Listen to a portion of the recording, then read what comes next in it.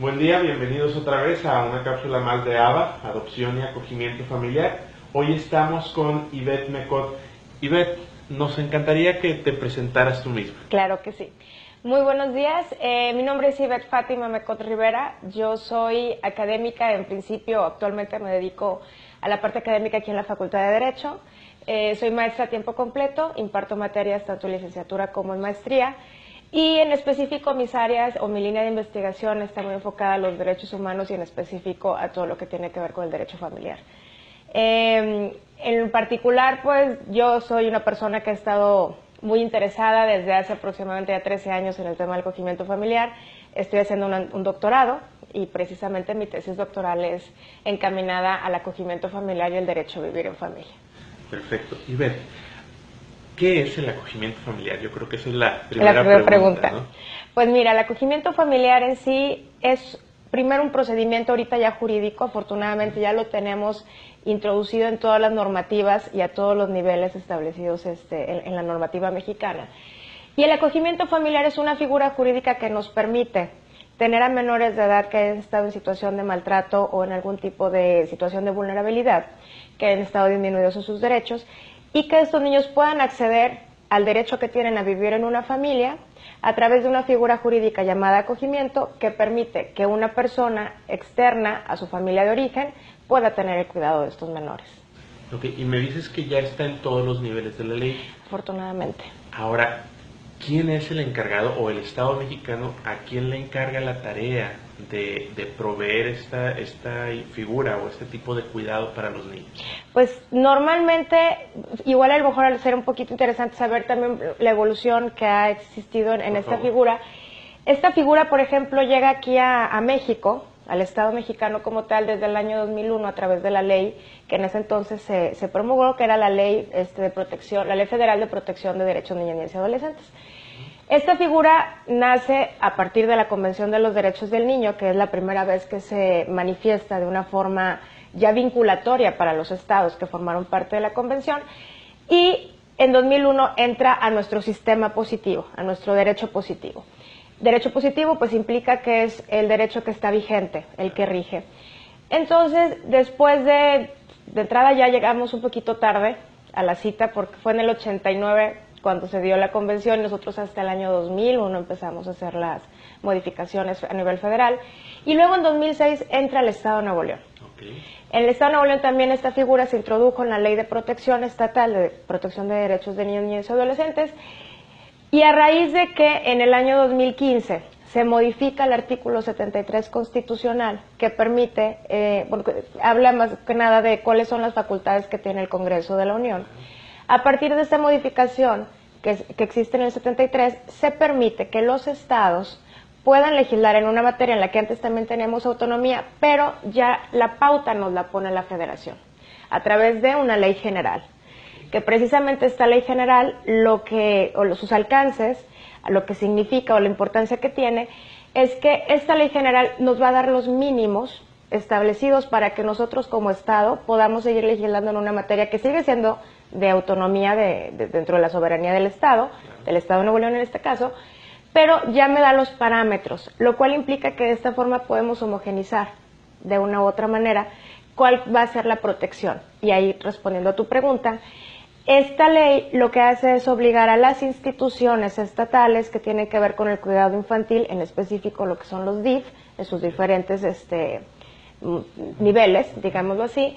Ellos son los encargados, junto con otras instituciones, que van a servir ya como coadyuvantes, a la aplicación de estas normativas jurídicas y que finalmente vayan a tener un impacto directo en la sociedad. Pero son las instituciones del mismo Estado que se dedican a la protección, como en este caso serían los DIF, y los sistemas que se han conformado a partir de la modificación de la ley. Claro, ahora existen los sistemas DIF o el DIF de cada Estado y los sistemas de protección de niños, niñas y adolescentes en cada Estado. Así es. Los dos coadyuvan en este trabajo, ¿verdad? Así es, junto con la sociedad civil.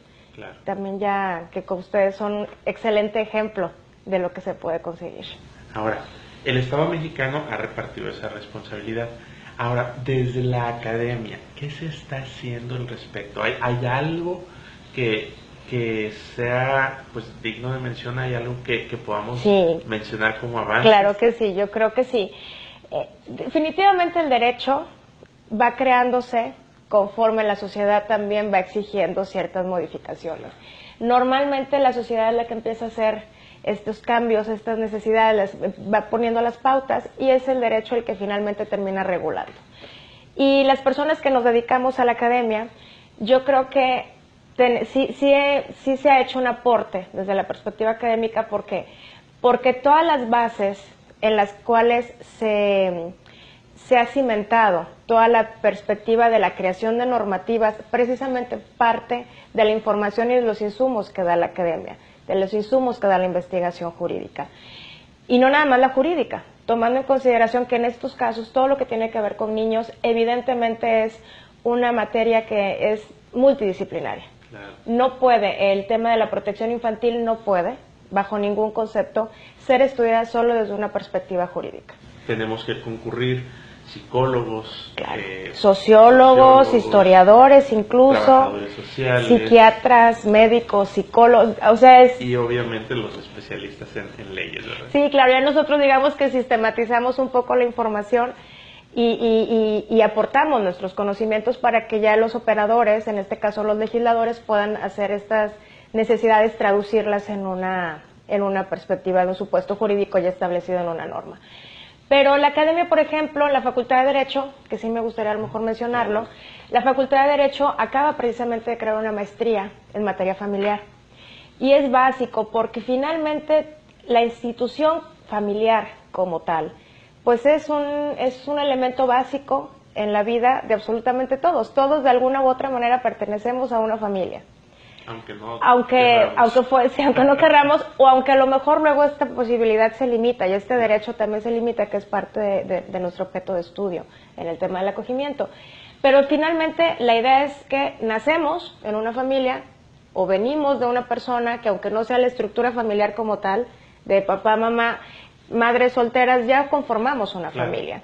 Y entonces estas situaciones sí es necesario que la academia las retome, las replantee, las vuelva, digamos que una perspectiva muchísimo más aterrizada para aquellos que a lo mejor son operadores jurídicos y están muy envueltos en su trabajo y que a lo mejor terminan viendo los casos como números y expedientes. El hecho de que la academia les recuerde toda la parte importante de la esencia de la institución familiar, todos los elementos que se involucran.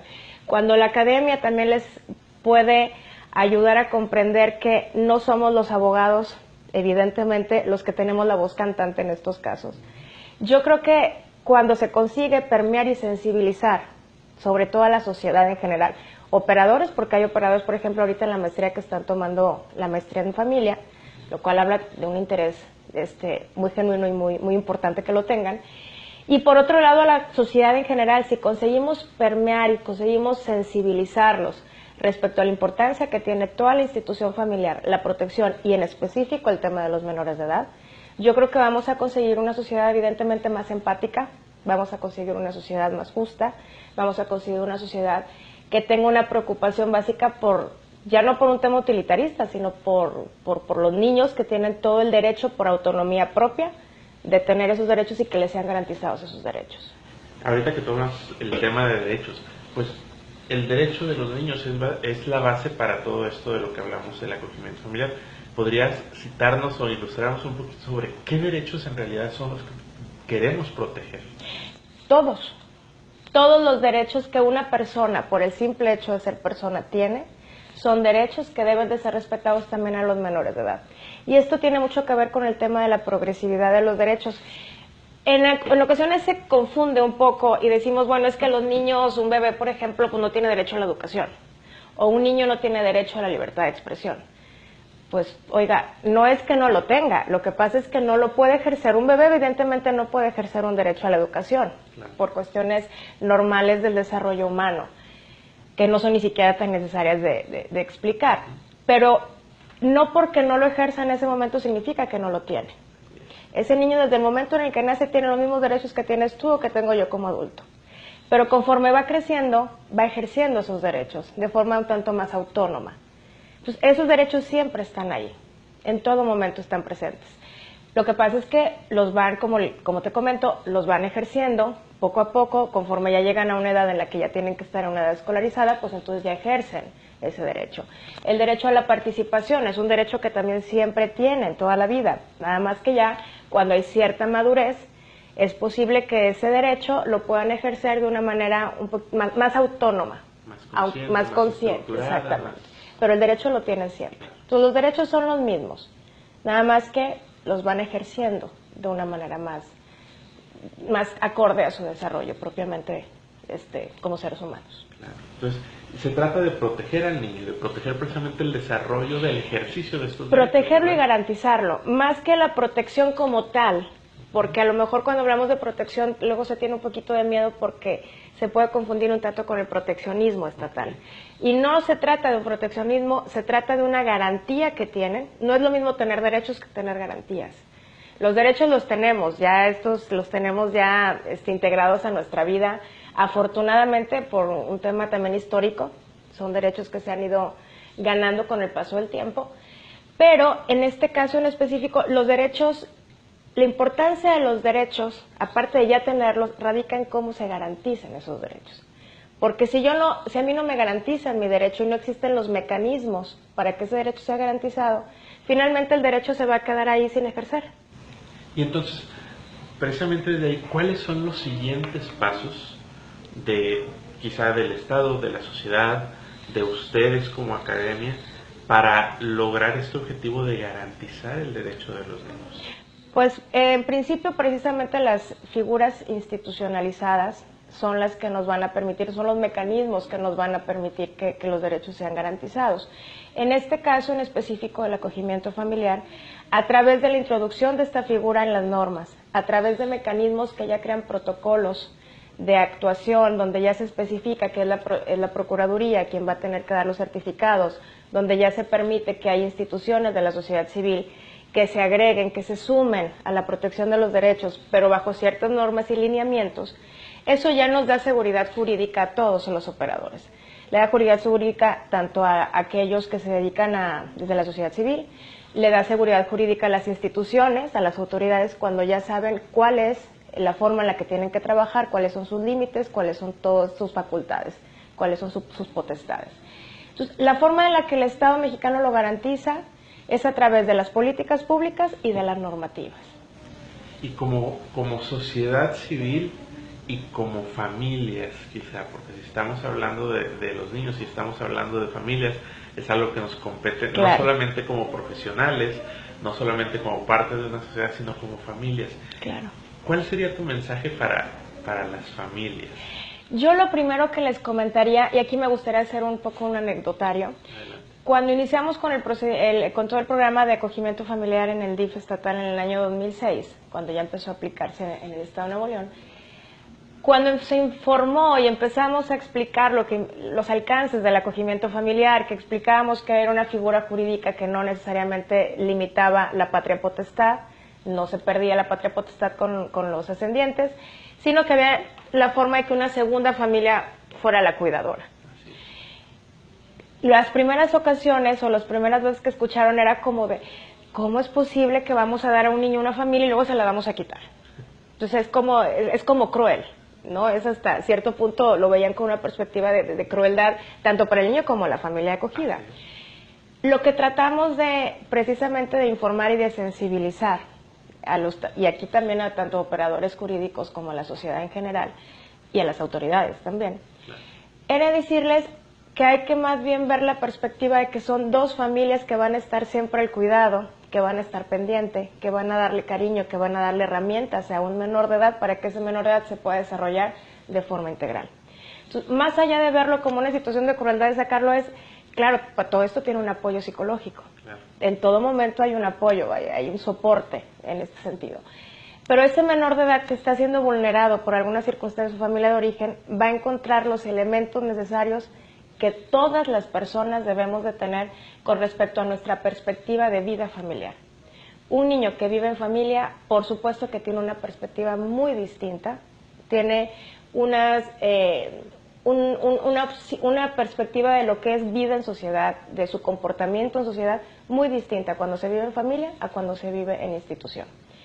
Entonces, yo lo que quisiera decirles es que se den cuenta que es una figura que primero es muy noble en el sentido de que es una figura o un sistema, ya más bien hablándoles de la perspectiva social, es un sistema que nos va a permitir tener a los niños, primero, garantizados en sus derechos, protegidos en sus derechos, si lo queremos ver así, y con que las familias acogedoras van a tener una perspectiva de ayuda, van a tener una perspectiva de crecimiento emocional, de crecimiento como familia, con una experiencia que yo creo que ha de ser de las más grandes en la vida, el poder ofrecer toda la protección, todo el cariño, toda la ayuda a una persona necesitada de todos estos elementos esenciales. Yo creo que debe de ser algo que debe de llenar el alma, debe de llenar el corazón y debe de llenar la vida. Entonces yo creo que si lo vemos, te digo, no como una perspectiva de pensar en que luego a lo mejor va a tener que retirado el menor, sino pensar en que se va a brindar un apoyo, se va a brindar una ayuda para que una persona pueda desarrollarse en toda la extensión de la palabra. Yo creo que la recompensa emocional debe de ser enorme. Así es. Aquí hablamos de algo que no es, como dicen en negocios, de suma cero, ¿no? Sino que es algo que multiplica lo bueno. El que dos familias, como tú dices, coincidan en proteger, en acoger, en abrazar a un niño para que alcance su desarrollo completo, te da la perspectiva de lo que queremos lograr, ¿no?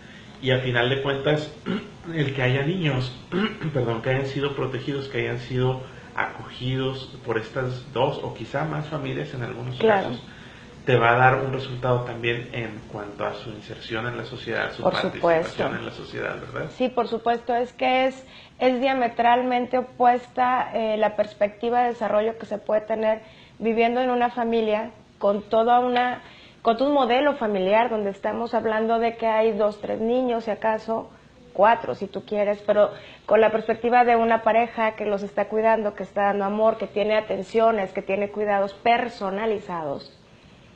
Eso es una situación de pertenencia, o sea, como ser humano te da una pertenencia que institucionalizado se pierde, se difumina, porque son demasiados niños.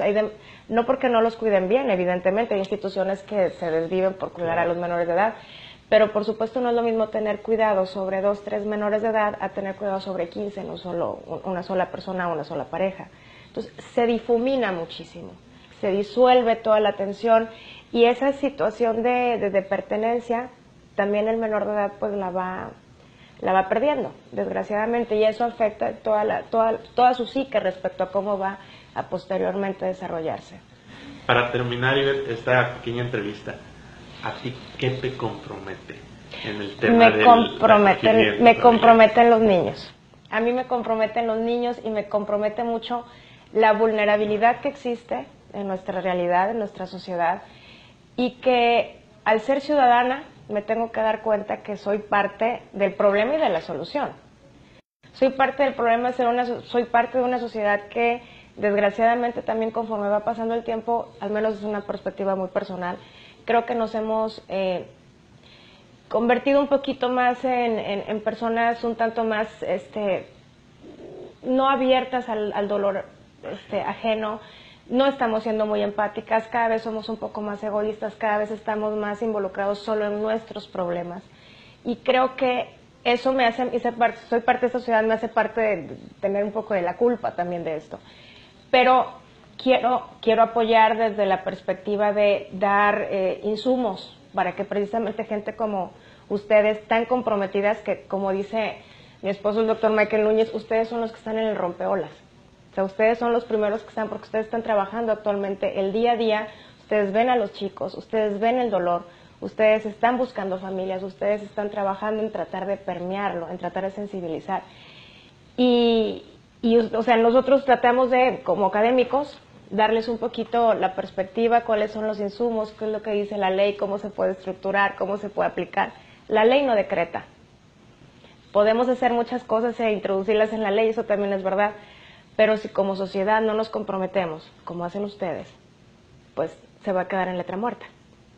Entonces nosotros aportamos un granito de arena para todo el mar que tienen ustedes como trabajadores y como personas que están preocupados por nuestros niños. Todo esto, perdón, nada más para decir, esto tiene que ver con un tema de prevención, ver cómo buscamos la prevención para que tratemos de eliminar en la mayor medida posible el tema del maltrato infantil. Tenemos que partir de esa base. Todo esto se da porque hay niños maltratados. Y partiendo de eso, ya una vez que podamos tratar de ver esa perspectiva de la prevención, yo creo que seguir comprometidos y apoyando en todo a todas las causas que quieran aportar precisamente para que nuestros niños tengan sus derechos garantizados. Así es, este trabajo no es de uno solo, ni es solamente de un sector de la sociedad, no es un trabajo de la academia, no es un trabajo del gobierno, no es un trabajo de las asociaciones civiles, es un trabajo que tenemos que acometer todos juntos. La protección y la garantía de los derechos de los niños es algo que nos incumbe a todos. Y por eso también yo quisiera cerrar este tiempo con una invitación. Si algo de lo que platicamos hoy resonó contigo, ponte en contacto con nosotros. Necesitamos, obviamente, papás y mamás comprometidos con esto, pero también necesitamos abogados y psicólogos y psiquiatras y trabajadores sociales y cocineros y cualquier persona que esté comprometida con la protección de los derechos de los niños y con este sueño también que compartimos muchos de ver a todos los niños en México viviendo en una familia que les brinde lo necesario para su pleno desarrollo. Así es que estamos para servirte, pronto estaremos de vuelta contigo en otra cápsula. Muchas gracias por acompañarnos el día de hoy. Ivette, muchísimas gracias. Al contrario, muchas gracias, Alex. Muchas gracias. ¿Tienes un negocio? Contáctanos y sé un patrocinador. Ayúdanos a crear una cultura a favor de la adopción y el acogimiento familiar.